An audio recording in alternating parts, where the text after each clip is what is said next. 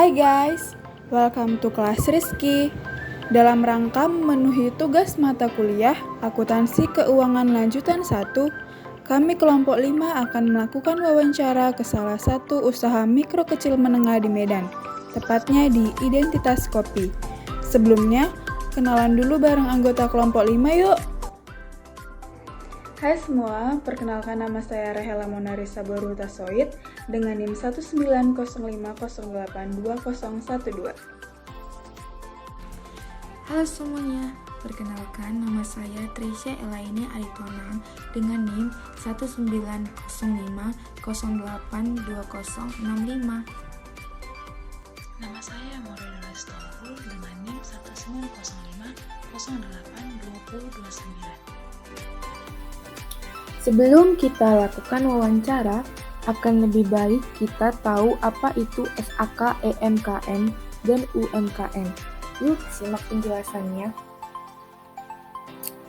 SAK EMKM adalah kepanjangan dari Standar Akuntansi Keuangan Entitas Mikro Kecil Menengah Makro. SAK EMKM dirancang sebagai standar akuntansi yang sederhana yang dapat digunakan untuk entitas mikro kecil dan menengah. Sehingga UMK dapat menyusun laporan keuangan untuk tujuan akuntabilitas dan pengambilan keputusan. Laporan tersebut dapat juga digunakan oleh entitas untuk memperoleh sumber daya dari pihak lain serta menyertakan pelaporan pajak. Tujuan laporan keuangan SAK EMKM adalah untuk menyediakan informasi posisi keuangan dan kinerja keuangan suatu entitas yang bermanfaat bagi sejumlah besar pengguna dalam pengambilan keputusan ekonomi oleh siapapun yang tidak dalam posisi dapat meminta laporan keuangan khusus untuk memenuhi kebutuhan informasi tersebut. SAK EMKM mensyaratkan bahwa laporan keuangan minimum terdiri dari laporan posisi keuangan pada akhir periode, laporan laba rugi selama periode, catatan atas laporan keuangan yang berisi tambahan dan rincian akun-akun tertentu yang relevan. UMKM. Apa pengertian UMKM? Berdasarkan Undang-Undang Nomor 20 Tahun 2008 tentang Usaha Mikro, Kecil dan Menengah atau UMKM, pemerintah mengelompokkan jenis usaha berdasarkan kriteria aset dan omset. Usaha mikro adalah usaha produktif milik orang perorangan dan atau usaha perorangan yang memenuhi kriteria kekayaan bersih maksimal 50 juta, tidak termasuk tanah dan bangunan tempat usaha. Selain itu, memiliki omset tahunan maksimal 300 juta. Usaha kecil adalah usaha ekonomi produktif yang berdiri sendiri dan dilakukan oleh orang perorangan atau badan usaha. Usaha bukan merupakan anak perusahaan atau bukan cabang perusahaan yang dimiliki, dikuasai, atau menjadi bagian langsung dan tidak langsung dari usaha menengah atau usaha besar. Kriteria usaha kecil adalah kekayaan bersih berkisar lebih dari 50 juta sampai 500 juta, tidak termasuk tanah dan bangunan usaha. Selain itu, memiliki hasil penjualan tahunan lebih dari 300 juta sampai dengan paling banyak 2,5 miliar. Usaha menengah adalah usaha ekonomi produktif yang berdiri sendiri dan bukan termasuk anak perusahaan atau cabang perusahaan tertentu. Sekarang kita sedang dalam perjalanan menuju Identitas Kopi, tepatnya yang berada di Jalan Bayangkara nomor 354 Medan. Identitas Kopi adalah warkop atau coffee and roasting yang dimiliki oleh seorang yang bernama Bapak Andri Ramadan. Berbagai jenis kopi ada di Identitas Kopi, terkhusus biji kopi yang ada di Sumatera. Identitas Kopi ini adalah usaha pengolahan kopi dari hulu hingga hilir, pasca panen, roastery, kopi dalam kemasan, dan coffee shop. Identitas Kopi ini mengolah kopi mulai dari biji kopi mentah hingga menjadi bubuk. Identitas Kopi juga memanggang biji kopinya sendiri menggunakan teknik waktu pemanggangan hingga penyajian kopi. Berikut proses penyajian atau pembuatan kopi oleh salah seorang pegawai di Identitas Kopi.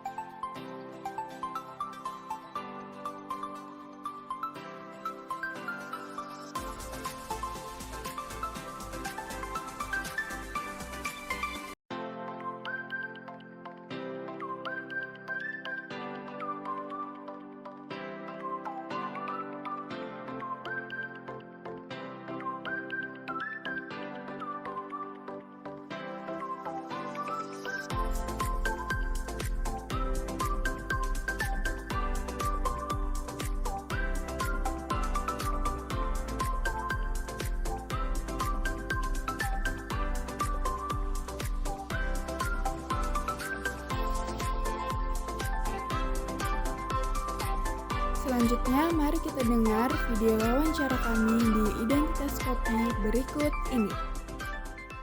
Oke, halo guys. Sekarang kita lagi ada di Jalan Bayangkara nomor 354 Medan, tepatnya di Identitas Kopi. Oke, perkenalkan, saya Rahela Monarisa Borhutasoid, mahasiswa akuntansi Politeknik Negeri Medan. Dan bersama saya dengan Abang... Saya Andri Ramadan, pemilik ya Identitas Kopi Medan. Oke, sebelumnya Bang, saya izin untuk memberikan beberapa pertanyaan kepada ya. Abang. Ya. Oke, kita mulai pertanyaannya. Yang pertama, Ya. bagaimana sih awal mula dari usaha ini Abang buat, Abang bentuk? Sebenarnya kalau fokusnya kopi ini di akhir 2016, mulai itu makin fokusnya 2017. Tapi sebelumnya memang udah bersentuhan sama kopi atau hasil alam ya. 2005 itu di Sumut, terutama di daerah Sidikalang, Dairi, gitu. Oke.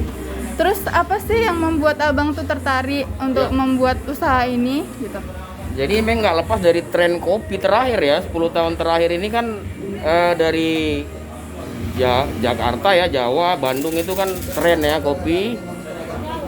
Lalu kita melihat potensi luar biasa dari Sumut ya, terutama Sumut itu saya sendiri mencatat ada 12 kabupaten potensial kopi Arabica yang dia berada di dataran tinggi gitu. Jadi saya melihat potensi tadi juga sama tren yang ada itu kayaknya bolehlah diambil peluang di situ gitu ya, komoditas kopi.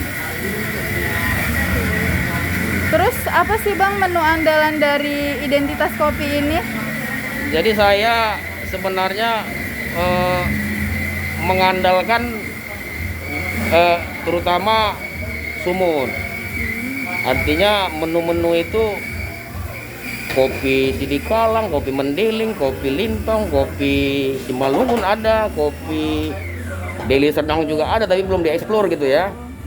Kopi ada 12 kabupaten di Sumut itu terutama.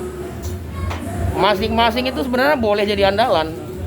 Tapi memang itu semua harus terkait sama proses di hulu. Artinya budidayanya harus bagus, pasca panennya harus bagus, roastingan harus pas di lantai tengah, sama nanti mau diseduh metode apa. Seperti ini kan kebetulan ini metodenya P60 ya, jadi lebih memunculkan rasa buahnya, rasa asamnya. Jadi dia cenderung kalau terkait Arabica P60 roastingannya juga harus disesuaikan, artinya light to medium. Tapi kalau espresso itu roastingan lebih gelap. Jadi masing-masing itu sebenarnya bisa jadi unggulan gitu. Masing-masing punya karakteristik yang berbeda tiap origin tadi. Oke. Terus dari usaha Abang ini kira-kira omset per hari itu berapa? Maksimal dan minimalnya? Itu terakhir ini kan memang fluktuatif oleh karena pandemi ya. Tapi kita dari awal itu berharap bisa per hari itu harusnya 1 juta lebih ya. Dan berharap ya meningkat supaya berputar dan berkembang lah usaha ini gitu, UMKM ini gitu. Ya. Terus kan seperti yang kita tahu sekarang, pandemi masih ada gitu Iya, kan benar. Bang. Iya. Terus apa sih yang Abang rasakan benar-benar ada tuh di usaha Abang sekarang karena adanya pengaruh pandemi ini? Jadi mungkin semua orang, semua usaha, semua lini terimbas pandemi ya, dan itu global seluruh dunia. Saya melihat dan merasain itu terutama di 2020 awal, 2020 medio pertengahan gitu. Tapi apapun cerita kita harus bertahan ya, harus cari taktik, strategi. Kebetulan juga di tahun-tahun pandemi itu saya pairing ini sama hasil komoditas unggulan Sumut juga sih sebenarnya, tembakau, cerutu. Tapi saat ini cerutu itu masih dipasok dari Pulau Jawa gitu. Jadi kita harus cari solusi lah untuk supaya tadi bisa bertahan lah dari pandemi yang sampai sekarang masih ada sih sebenarnya pengaruhnya. Nah. Ya, terus kita masuk ke metode pembukuannya di Bang. Iya. Terus kan metode pembukuan itu ada dua. Oke. Itu ada metode secara manual dan komputer. Ya. Kalau di identitas kopi ini kita udah memakai metode seperti apa kira-kira Bang? Ya memang ini sebenarnya masalah kelemahan UMKM pada umumnya ya. Saya pun mengakuin bahwasannya kalau tadi pertanyaannya masih manual pastinya.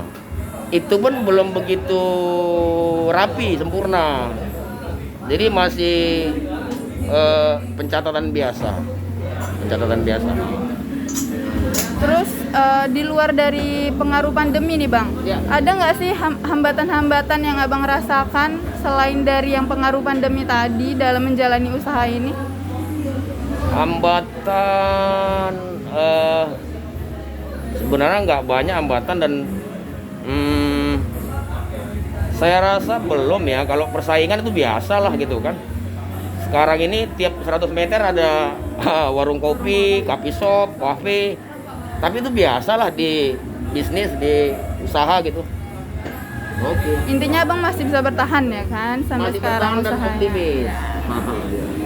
Terus ini kita masuk ke yang lebih serius nih. Oke. Jadi kayak pemerintah itu kan harusnya menangani seperti UMKM ini kan. Benar. Terus apa sih harapan Abang kepada pemerintah dan apakah harapan Abang itu udah tercapai atau udah dilakukan oleh pemerintah atau bagaimana? Iya, kita berharap pemerintah harus hadir lah memang di tengah-tengah UMKM. Karena mungkin kalau benar-benar dihitung ya, UMKM ini luar biasa gede ya dibanding misalnya usaha yang lain gitu. Jadi sebenarnya fondasi juga ini untuk ekonomi kan masyarakat negara Indonesia. Jadi apapun ceritanya saya berharap pemerintah itu hadir dalam arti tidak hanya mendukung tapi memberi pemahaman, sosialisasi, misalnya kayak izin-izin dibantu, disosialisasi. Ya artinya hadirlah di UMKM untuk support dalam banyak bidang, apalagi sekarang kan di bidang digital kan. Kita berharap ada wadah yang pemerintah itu bisa menghimpun tadi untuk ada putaran ekonomi para pelaku-pelaku UMKM yang beragam itu banyak gitu. Ya, oke. Jadi itu harapan Abang untuk pemerintah. Iya. Biar pemerintah juga dengar nih gimana sih harapan para UMKM yang ada di Indonesia yang memang memberi pengaruh besar terhadap perekonomian Indonesia. Sama. Dan kami harap pemerintah juga dapat meresponi. Iya. Oke Bang, sekian pertanyaan yang bisa saya berikan. Terima kasih Abang udah bisa menjawab dan dengan senang hati memberikan waktunya kepada kami.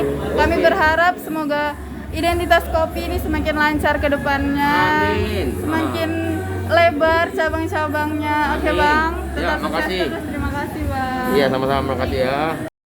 Dari kegiatan wawancara pada UMKM yang kami lakukan di Identitas Kopi, kelompok kami dapat mengambil kesimpulan bahwa sistem pencatatan keuangan yang mereka lakukan masih dilakukan secara manual dan belum tersusun dengan rapi, dikarenakan masih minimnya pengetahuan pengusaha UMKM terhadap aturan, tata cara, dan standar dalam menyusun laporan keuangan. Pengusaha UMKM juga berharap ada pihak tertentu yang dapat memberikan sosialisasi mengenai aturan, tata cara, dan standar dalam menyusun laporan keuangan pada UMKM. Demikianlah video ini kami buat. Semoga video ini dapat memberikan manfaat dan memberi dampak yang positif bagi kita semua. Jangan lupa like, komen, dan subscribe. Terima kasih.